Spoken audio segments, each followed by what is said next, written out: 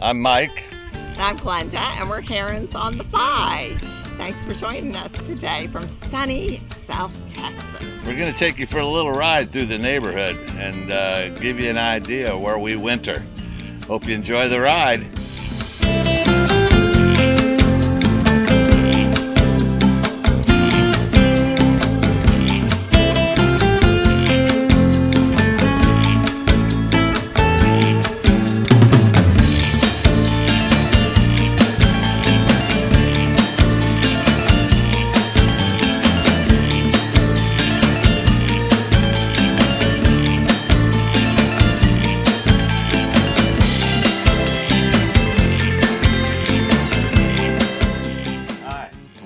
Full-time RVing since 2018, but full-timing for 5 years has been a real adventure.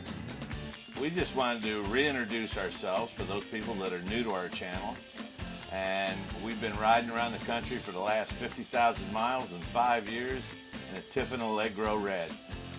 We've been from one end of this country to the next. We've had a great time. We've learned a lot.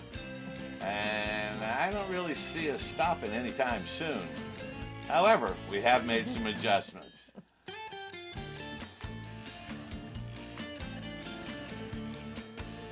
When we first started out, we had a big discussion about if we needed a home base or not. And we decided we did need one because you have to have a place to come back to take care of doctor's appointments and dentist appointments and maintenance on your coach. And we aren't winter weather people, so we needed someplace in the south to get out of the snow. But it was important to Mike to kind of feel like he had a home base to come home to.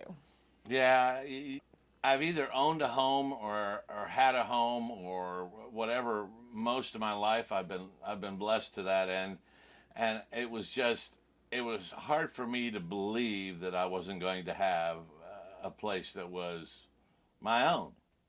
So besides the coach, it's like we were taking on becoming nomads. So before Mike even retired and we went out full time, we started looking for places that we could buy an RV lot so that we would have a place to come back to. And we looked at several places in Arizona and Texas, and we decided on a place over in Gulf Shores. So we bought the lot before we closed on our house, or right after we closed on our house. And we didn't build a house or build anything on it for the first couple of years. And then we decided to build a beautiful outdoor pavilion with a fire pit and a outdoor kitchen and everything. It was really nice. And then we decided to rent it when we weren't there. A couple of winters, we actually rented it out in the winter, and we spent one winter in Tucson and another winter we spent in Brownsville, Texas. When we first started RVing, we were moving and grooving. We'd be someplace for a couple of days, or down the road we'd go. I got real lost for a while, and it was a home base was an important thing for me. It really was, to know that I had some place to come back to. And as it turned out with COVID, it was a really good thing that that we had a place to come back to that was safe, that was our own, because all the campgrounds across the country closed. That's right. Or if you have some major medical issue where you have to stay put for a while, or you need to be under doctor's care or something like that, it's kind of, for us, it was a good decision to have a home base.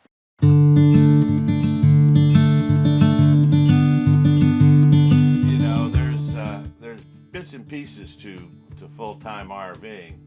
I bought my RV. I've left my job.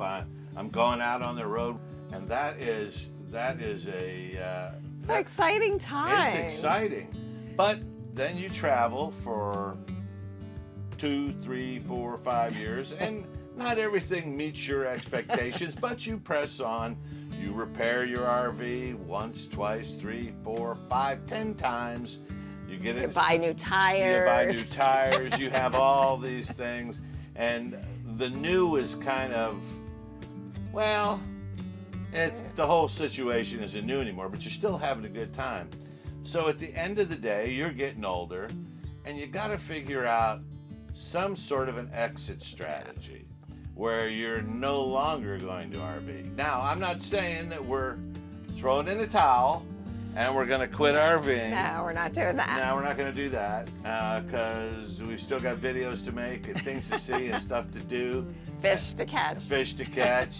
And so, yeah, there's a lot of stuff to do. But seriously, there is, you know, at a time where you come, it's like, okay, we need to think about the future and we need to start planning some things. So it took us about 2 years to kind of look around, decide what we wanted to do, how we wanted to transition our lives to fit our needs better. We decided that we were going to build a little house in yes. South Texas, which we did.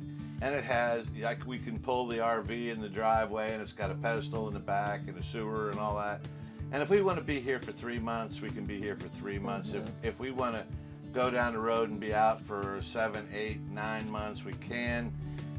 There's good doctors, good hospitals, good dental clinics. There's great food, nice people. It's all the amenities that we needed, and we made a list of all that, what we really wanted in a community that we were going to buy a house in or have a house built or a little casita built.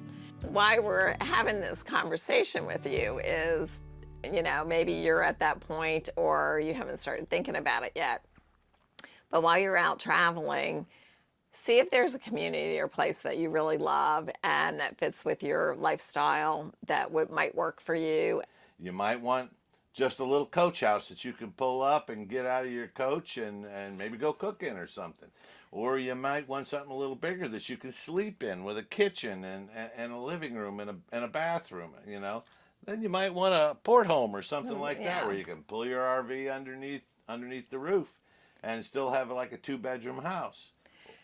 But believe it or not, there will be a day or a time that comes, if you're full-time RVing now, you know, that you'll have to start making some decisions and thinking about how you're going to transition and where you want to live when you can't be out on the road anymore. Unless you're 35 years old and you got your whole life ahead of you and at least another 3 or 4 RVs to go. So, but yeah, you know, you just try to think ahead is, I guess, what we're saying, because there's a lot of fun to be had in RVing. RVs are not meant to be a permanent living situation. Right. They're just not. They don't do particularly well in extreme heat or extreme cold.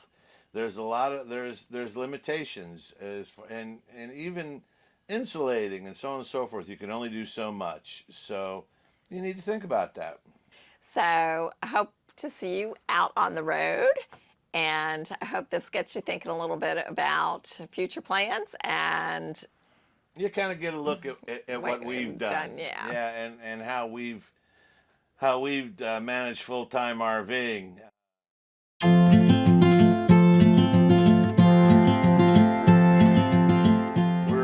We're planning a really big trip this coming year, and we hope that you come along with us. We're going to be going up through Texas, through Oklahoma, Colorado, Wyoming, back into Montana, down, cut across through the Dakotas, and then back up through the UP, and down through Mackinac, and work our way back down through Tennessee. Nashville and Memphis. Nashville and Memphis. Ghost's Chicken in Memphis. Some good music. Yeah, great music down on Beale Street, and maybe some ball games. Yeah, maybe some ball games, maybe a race or two. Who knows? A lot of fishing. A lot of fishing, but there's a lot of stuff to do before we get back to Texas. So we hope you enjoyed this video. We hope you stay with us for all these adventures to come. We've got a good one coming up with a trip that we're getting ready to take in a few weeks, and we're gonna go down to South Padre. Hit the beach. Hit the beach. Plus, there's gonna be we're gonna do some fly fishing for redfish, and so we got a lot of fun things planned. So hang around with us. Yep. I'm Mike. This is Glenda. Like, share, and subscribe if you enjoyed the video, because we are Herons on the Fly. See ya. Thanks for watching.